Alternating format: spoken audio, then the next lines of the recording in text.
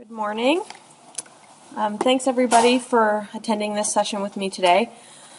So Bonnie was talking in her presentation about one of the main ways to go on offense is to get alignment on goals and operations. And actually that's exactly what my presentation this morning is going to be about. I'm going to talk about how I did that within my own organization, 2016 planning, and really getting a little deeper in the planning process. So a little bit about SkillSurvey. We're about 70 employees right outside of Philadelphia, and our flagship product is called Pre-Hire 360, which is an online reference checking solution, and we started with this product back in 2002. Very recently we came out with a new offering called Credential On Demand, which is a digital physician credentialing product. We launched that in 2014. And so what we like to say is we really are all about helping our customers bring in the right people into their organization for their positions. So my role at SkillSurvey, I joined in 2012, and since I've been there, I really oversee marketing and sales ops. We're a pretty small organization. I report technically up through the marketing department, but functionally I play this dual role. And so my team and I, we really are managing our entire tech stack. For us, that includes Salesforce, Pardot. We recently brought on Lattice Engines, which is a predictive lead scoring vendor, and we've been with Full Circle. We really went live in April of 2014. So I bring up this funnel slide because I think it can help set the stage for our organization. So we have the inquiry and MQLs. That's obviously the purview of marketing. We have about 15 members of the marketing team, and we're handling that part. And then we do have a telesales team.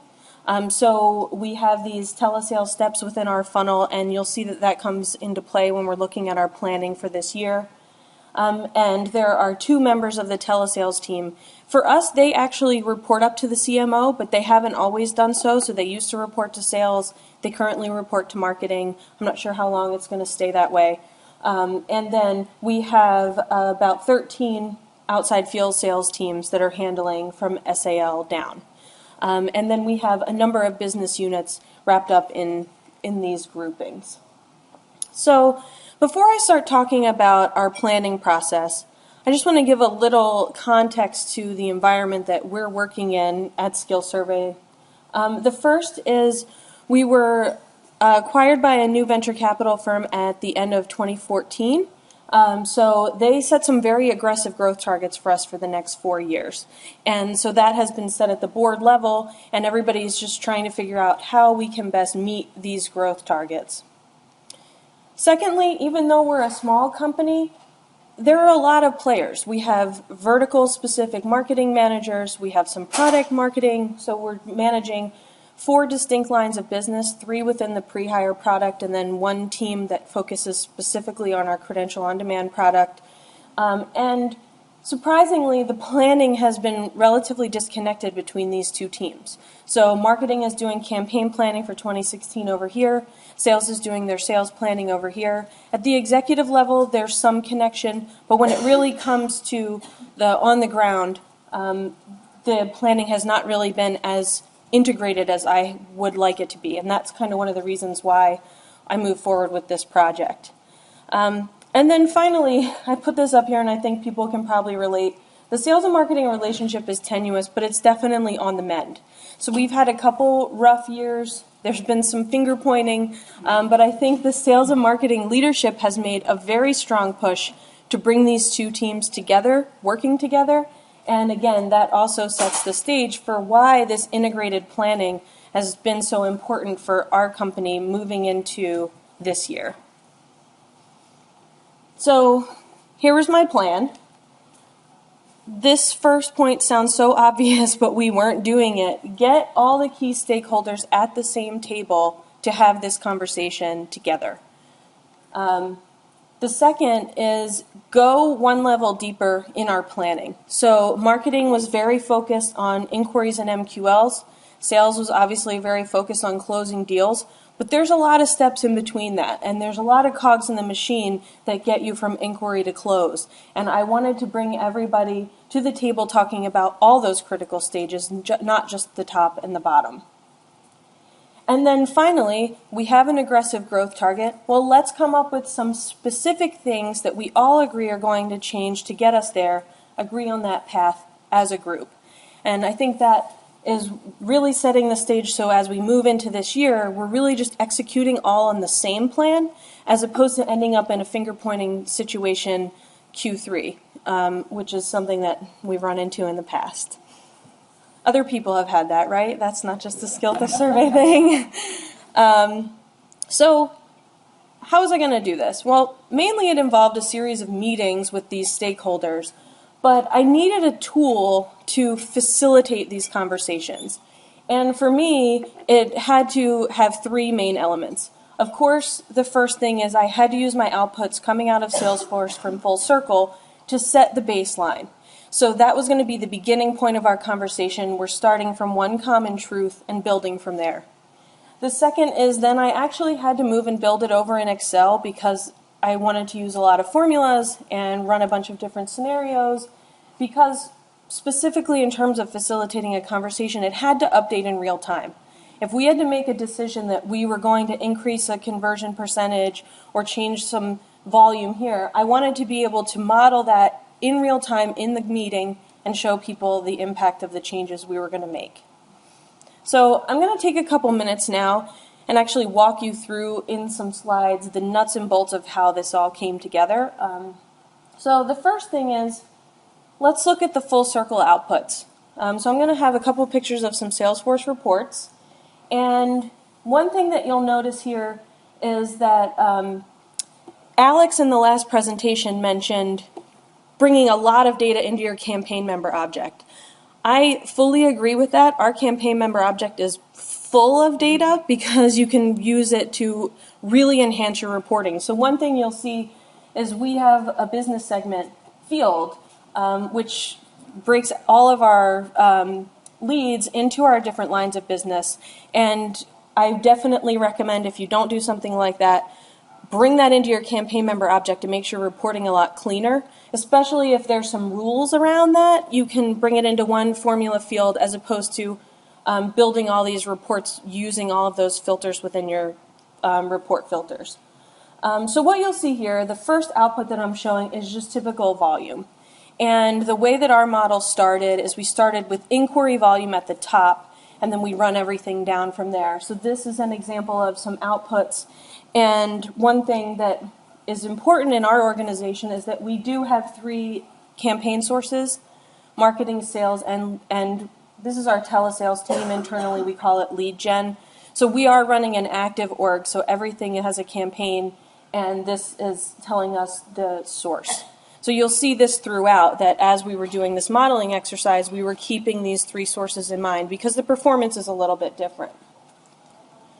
The second key output that we had to put into our model has to do with conversions. So this is an example of the MQL to TQL conversion. For my baseline numbers, I took everything from 2015 data. And again, you'll see the cut by campaign source and then MQL to TQL. I have this report for all of the steps in the funnel. So inquiry to MQL, MQL to TQL, and so on. And this is starting to set my baseline data set that I'm going to move into Excel. Then the next key piece is velocity. In our business, this is actually very important because the length of sales cycle changes dramatically based on the segment of business you're talking about. In our small business unit, that could be 30 to 60 days, but in our enterprise deals, that could be somewhere upwards of 9 months. So understanding the velocity of how quickly leads are converting through the funnel stage could be the difference between recognizing revenue in this year or this year's activities actually pushing revenue into next year. So I had all of those reports. I pulled all that together. And then what I did is I built a pretty big Excel workbook. There's a number of tabs. I'm going to go through a couple of the inputs tabs and then a couple of the outputs tabs. So I've basically taken an example, but But you can imagine that what I'm showing you today, using a mocked up version of our SMB segment here, but there were columns and sections for each of our main lines of business. So there's two main inputs sections that I built out. The first, as I said, our model started just with raw inquiry volume at the top and built from there. So this is actually, this is the inquiry input section. And again, I'm tracking it by my 3 campaign sources here. And for the marketing sourced, I started with 2015 baseline, but I also talked to our marketing managers to look at the campaigns that they had planned and what their assumptions were. So I said before that the targets were set by the board far in advance. Well, we didn't get to this planning as early as I had hoped, so a lot of marketing budget has already been locked down. Campaign planning has already started. I mean, it's April. We just finished this last month. So I wanted to speak with them and understand what they had planned and incorporate that here into our first round of conversations. So then this next page, this is kind of the big inputs page that we were playing with a lot. So what you'll see here, again, if I hone in, we've got our 3 sources, marketing, sales, and telesourced. And then we have all of our critical funnel stages here. Inquiry to MQL, MQL to TQL, TQL to SQL, and SQL to closed. I chose not to include the acceptance steps, so tele accepted and sales accepted. We manage those from a process perspective, but in terms of real outputs, I didn't think it warranted being in here to make this so much more complicated. And so what you'll see is the first set of data here coming right out of our reports from Salesforce is my conversion column. So again, I'm starting with baseline from last year. I put conversions in here, and this is going to be the starting point of our conversation. And the way this works is that as you modify these pieces, it will impact the outputs pages in real time. The next key input here, again coming from my previous reports, would be our velocity fields. So my Salesforce velocity reports are all set up in days. I built the model to work in months because there's no way I could build it to work in days. So this is just a calculation here. So then we've got the velocity. And then the last piece, which I didn't show a Salesforce report, but clearly the other piece to understanding your getting to goal would be your average deal size. So I began with all these inputs, and then I built some outputs pages which are really going to help facilitate our conversation. And there's 2 key ones that I'm going to show you here. The first is monthly targets. So as I mentioned, what I'm trying to do is get everybody paying attention to all of these stages and by month. So once you update a conversion, that will actually drive these numbers. So as an example, if I have the 100 MQLs and I've got a 50% conversion and it's set to take 1 month, say January you'll see 100 MQLs, well then in February you would see 50 TQLs. So it's applying both the conversion rate and a timing calculation to really try to mirror as well as I can the timing lag and how long it's actually going to take from a volume and a timing perspective through the model. The next piece then is clearly using the average deal size from the previous slide, translating that right into monthly contribution. So again, this is a mock-up of the SMB page. What you don't see over on this side is these are the totals. I have these same exact columns for marketing, sales, and tele-sourced. So it's a lot of really granular data that's rolling up and rolling up and rolling up so we can have a higher level conversation. And the highest level in the page that we kept flipping to in all of our meetings was this one. So we loaded here our plan numbers. So in my example here, I'm showing $700,000 plan for this business segment for this year. And starting with our baseline, we're 40% under plan. So this is where the conversation begins. So I've got the tool, I've set the meetings, I'm going to bring everybody together, and we're going to use this to have these conversations. And what are we talking about? It's all about closing the gap. So I'm going to give you a couple examples. These are actual conversations that we had. Like I said, the numbers here are manipulated, but these conversations are true about ways that we work together to actually bring this 40% gap up to our goal of meeting plan. So the first one is about velocity. So as you can see here, we're showing 5 months SQL to close in this SMB example. As soon as we sat down with the sales and marketing leadership for this line of business, the sales manager said, right here we can make a change. Part of what we do in our business is sometimes we offer a pilot for people to actually test our product before they buy the full deal. And we're doing some things to either eliminate the pilot altogether or make the pilot shorter. We're offering an online free trial coming next month and doing some other things to try to eliminate or decrease the pilot. So she said, I've already told my team that we're shooting for a 3-month time to close. That change alone took us from 40% down to 30% difference. And really, if you can imagine what happened, that's a lot of revenue that we were recognizing in 2017 that we're pulling back into this year because we're decreasing the time it's going to take us to close these deals. And this is a good example of this disparate planning.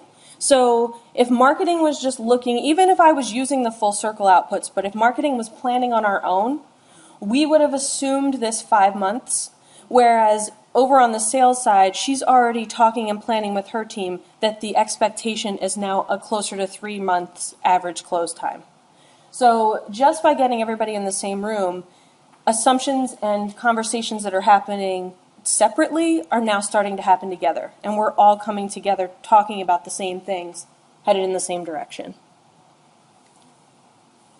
The next little story I want to talk about is about volume. So again, this is a representation of our SMB business. SMB is really interesting for us because it's where we get our largest volume of inquiries, but it's also where it's the most noise.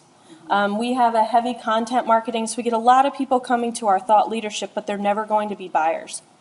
So we looked at the MQLs that we were qualifying, and we realized that the bar was really high in SMB, and we were making it very hard, and compared to some of the other lines of business, the conversion rate here was actually very low, and we did that on purpose because we were trying to we didn't want to just put through a lot of non-qualified leads. But in looking at the model and thinking about how were we going to get to this growth, we realized that that had to probably almost double in terms of volume. And so this was another very interesting conversation, and this conversation is actually ongoing right now, about how to increase the volume in this segment. We don't have to increase our inquiries. We have enough inquiries, but how do you open up the right ones where you're increasing the volume without decreasing the quality? And I mentioned before that we recently brought on Lattice engines. Lattice is a predictive lead scoring vendor where it actually will run a model on your inbound leads and compare them to leads that have converted to a deal, and it will give you a propensity to buy score, basically, for every lead. So we believe that by bringing Lattice on board, incorporating that into our qualification criteria, as well as making some other changes which we're working on right now, we should be able to increase this MQL volume with hopefully not decreasing the quality of what we're passing forward.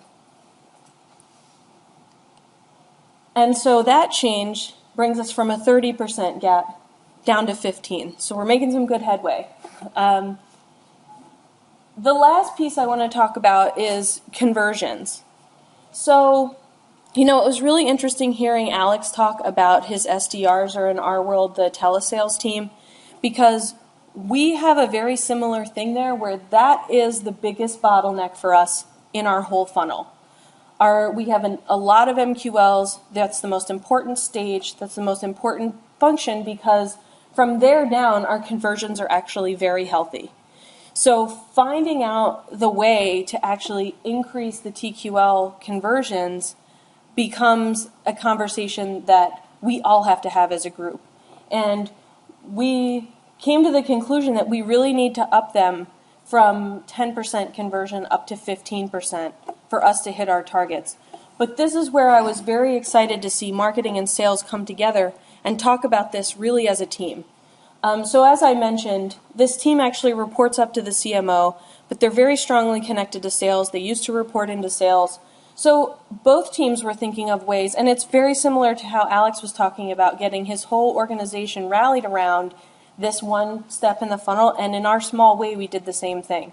So we have the marketing team working on changing out and updating the bank of emails that the team is using, going back to their scripts, revisiting the scripts, working with them closely. And then from the sales leadership side, they made a commitment to get our SDRs more connected with their individual reps, talking to them more often, building personalization, and really helping them close better. So, you could see in the past where increasing this number might be something where that team feels like they're really left out to dry, right? Okay, you guys just have to go from 10 to 15% by yourself. Well, no, I think we all realized as an organization, this is super important. This is going to be critical to our success, and we all have to rally around to help them get there. And so, by making that change, it puts us in the positive, and at least in terms of a planning perspective, what we're seeing coming out of our model is now putting us in line with our plan for the year. So, the cool thing about this, though, is that I don't want this to just be a series of meetings that we do at the beginning of the year and then forget about it. I mentioned before that one of my goals was to bring everybody, all the stakeholders, to the table. I want to keep them at the same table. And Alex alluded to this with his team as well. You have to have monthly connection points where we're all coming together, and that's what we've been doing. We're reviewing these data in comparison to the plan we put out, the outputs that the model was predicting, and really seeing what's working, where we're hitting, where we're not. It's also helped us identify much earlier downstream problems. Because everybody can understand now, and we've talked in detail about how conversion and velocity and volume all come into play, then we can see that if you're not hitting TQLs in Q1, we're probably not hitting closed deals in Q4. Especially in our enterprise line of business. So we're having these conversations earlier, which hopefully will get everybody rallying in the right direction as soon as possible. The next thing that I had mentioned is that I really wanted to have everybody looking at all the various funnel stages, not just the top for marketing and the bottom for sales. And what I've been very excited to see is, particularly for the marketing managers and for our telesales reps, there's been much more focus further down. And, what we talk about in marketing is that we can decrease the number of MQLs that we're passing on. It doesn't have to just be a volume game if the quality is good. If you can get them to convert, then we can actually be more streamlined. You can potentially run fewer campaigns, and we were definitely on the hamster wheel.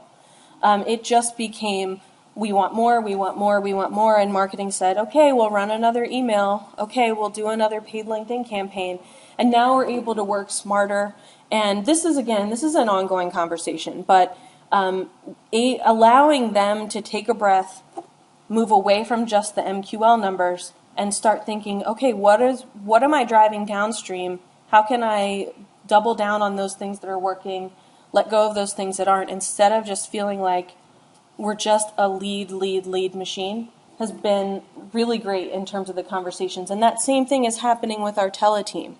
So as they're TQLing, they're actually talking to the field sales reps. Are these people moving to SQL? If they're not, why? How can we make those definitions a little bit tighter? How can we make sure that we're qualifying the right people so that when they get to you, they're moving through the funnel? And then finally, I wanted everybody to agree on the path for how we were going to move forward. And in my examples here, we've talked about 3 key metrics that we were pushing to change. And so when we meet in these monthly meetings, we're looking at the whole thing, but we're also looking at those 3 that we all agreed where we really need to make some improvements. And we're bringing our emphasis there. So, how are we doing to support the telesales team? Is that working? How is the MQL volume? Are we bringing the quality down, or are we bringing the right people to you? And are you being successful in shortening that SQL to close time? And so, again, we've agreed at the beginning what we're really gonna think about, and then we can just really try to execute on that throughout the year. So I think for me, this process and really the data that we're getting from Full Circle, it really helps do a couple things. It brings us all speaking the same language. And so we're all talking about MQLs and TQLs and SQLs, as opposed to, where we were a couple years ago where it was just, we called them names on a list. It would be names on a list, then it would be demos, and then it would be deals. And now there's so much more nuanced of a conversation that we're able to have, that we can have these planning exercises and get much more granular in how we think we're going to achieve our goals as a team. And so it brings both responsibility to each individual member, but it also allows us to see how interconnected all the pieces are and how everybody is working towards the common goal. So with that, I'll say thank you, and if anybody has questions, I'd be happy to answer them.